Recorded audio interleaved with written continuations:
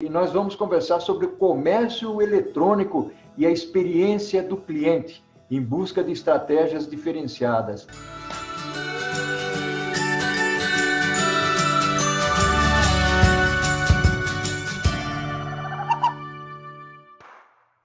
Querido Orlando, e aí, tudo bem? Vamos falar sobre o comércio eletrônico aqui no nosso café? A bola é contigo. Vamos sim. Oi, Paulo.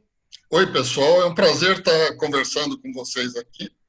Eu gosto muito das nossas prosas com o Paulo Bertaglia e sempre rolando um cafezinho, que eu também estou tomando aqui.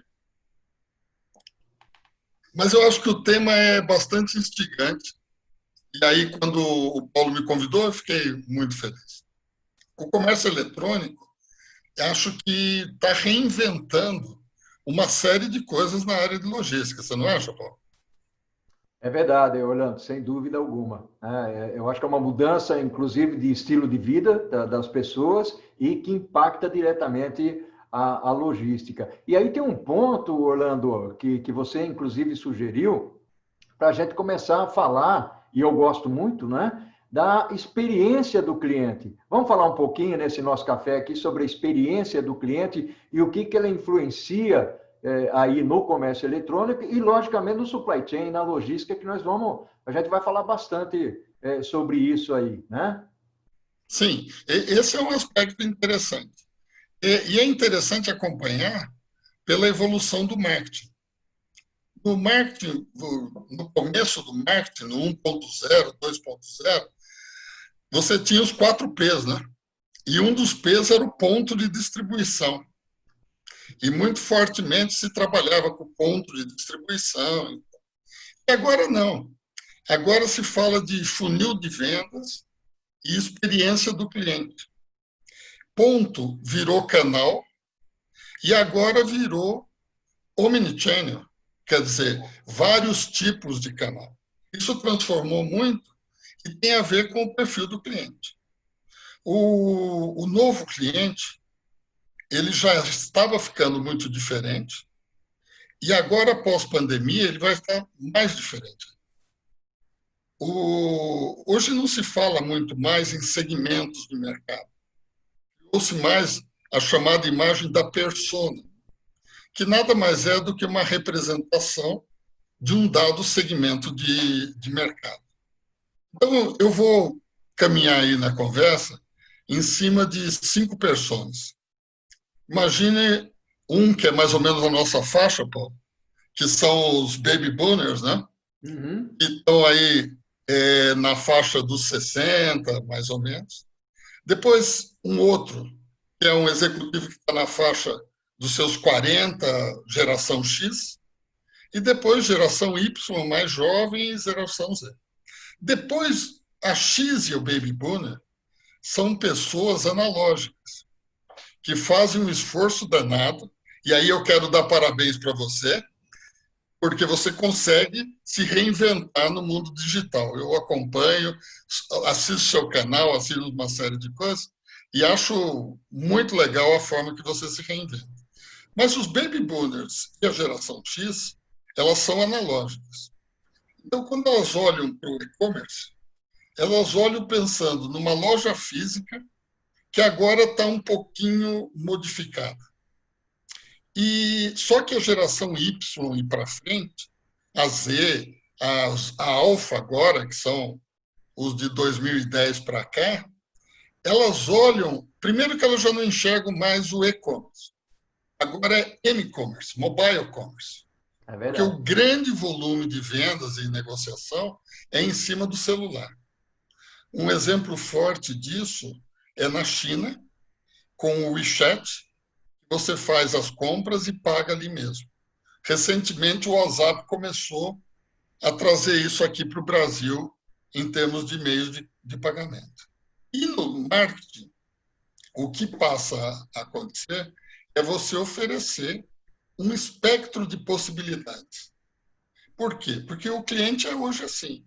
Se eu estou, antes da pandemia, se eu estou caminhando e eu passo numa loja do shopping e eu gostei de um dado produto, muito provavelmente, se esse produto for caro, eu entro na loja e imediatamente eu abro meu celular e faço uma pesquisa de preço no Google Shopping, por exemplo, e eu vou tentar barganhar esse valor.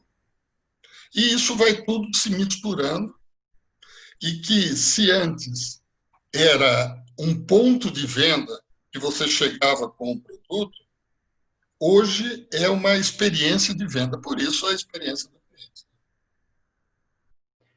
Bacana, bacana esse seu comentário e até alguns exemplos que você deu aí, né?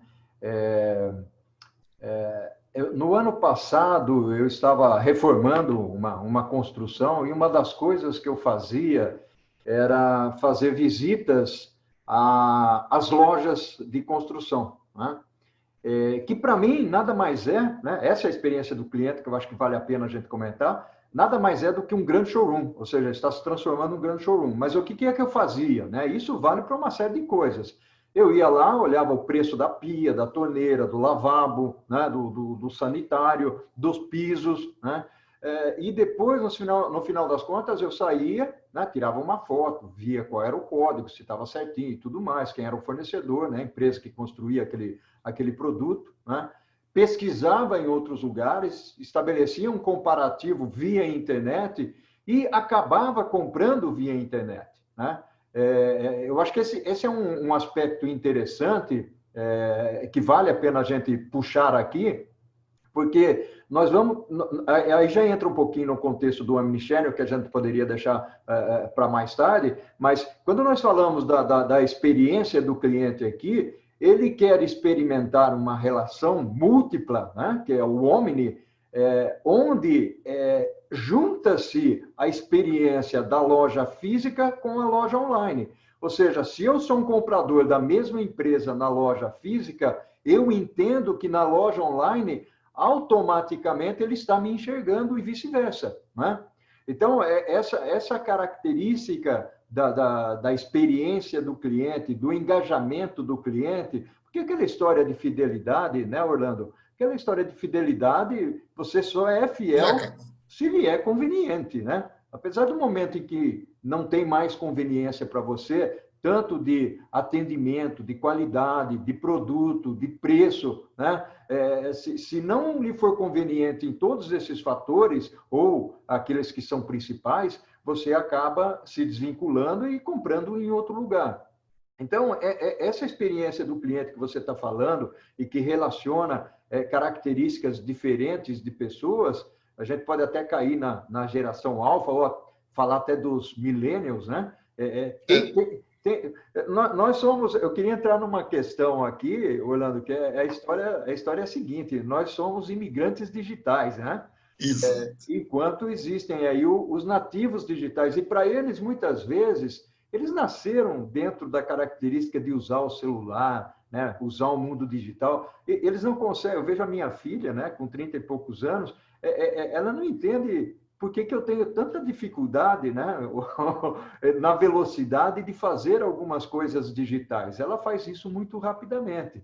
Então, esse acompanhar, às vezes, que fica difícil para a gente, pois por mais que nós tentemos, né, mas fazemos parte, e é interessante o que você falou, colocar essa classificação, nós fazemos parte de uma camada da sociedade onde as empresas têm sim, tem que se preocupar. Então, quando a gente olha a experiência do cliente, tem que olhar para o todo, não é verdade?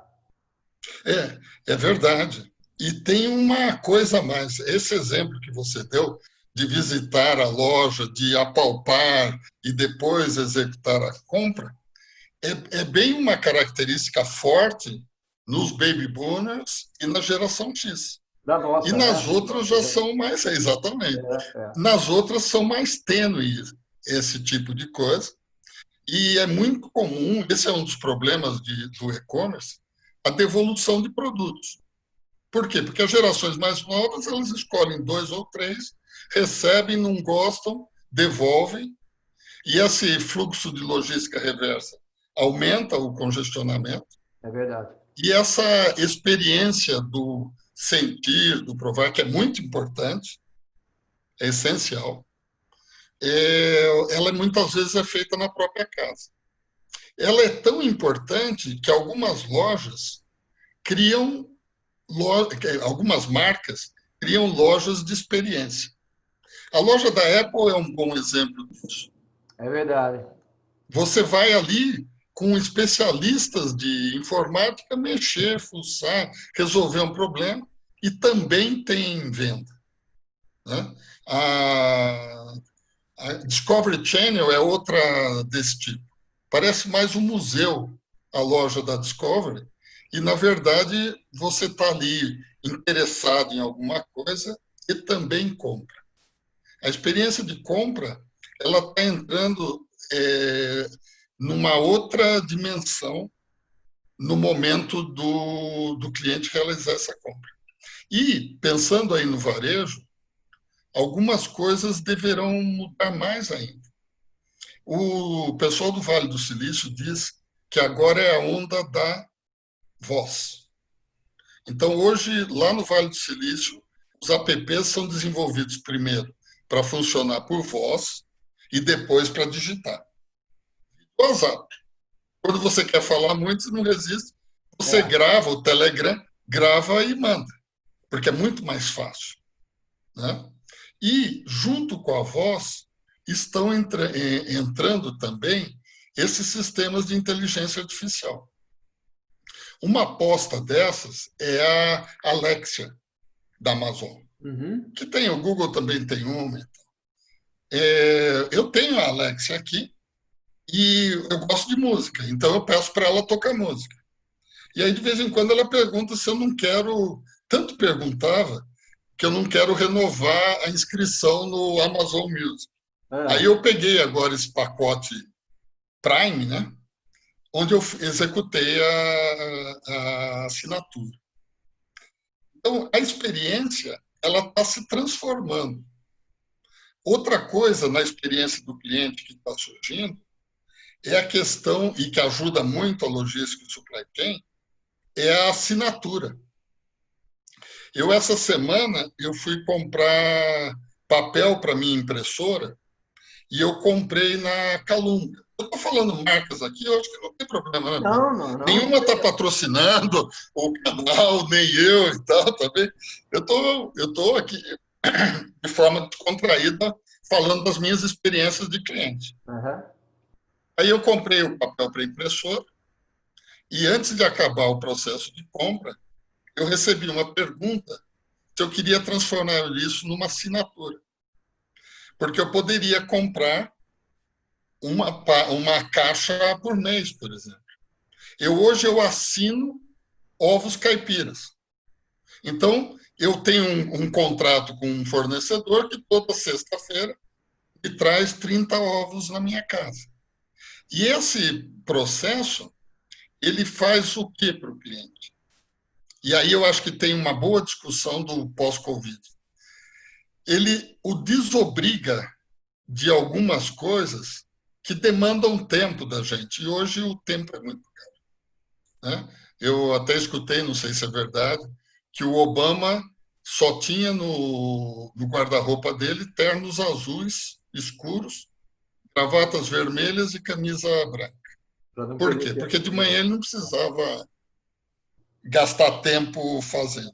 Então, a assinatura, ela cria esse processo e que para a logística e para o supply chain é muito interessante porque é reposição contínua.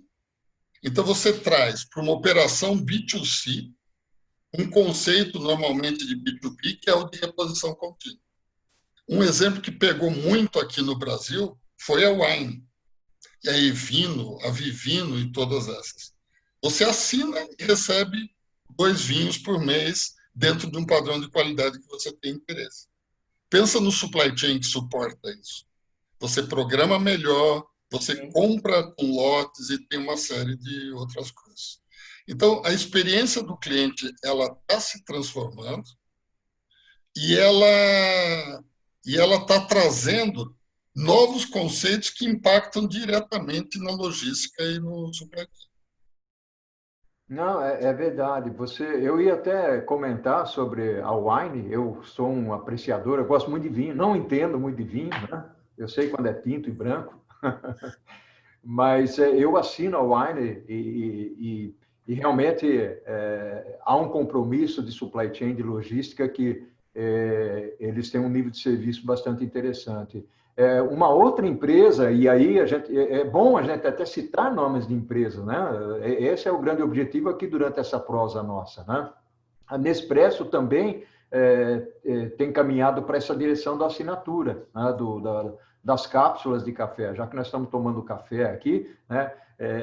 Então, muitas empresas que têm os produtos com características possíveis de serem assinados, aí você mencionou produtos de escritório, né, com a Calunga e tudo mais, café que nós estamos falando, o vinho, né, existem muitas empresas que estão caminhando nessa direção, porque, primeiro, é uma nova forma de causar uma boa impressão para o cliente, é uma outra forma de você se programar e planejar melhor, você garantir volumes e, portanto, você, pelo menos durante um determinado período, você consegue estabelecer uma receita recorrente, né? Porque há um planejamento logístico e de supply chain, né? Mas também existe um planejamento financeiro mais adequado, onde você garante uma determinada receita, entre aspas, mas você consegue garantir essa receita, né? E depois você se dedica um pouco mais, dedica o seu tempo para buscar novas alternativas, né? Então, eu acho que isso é interessante.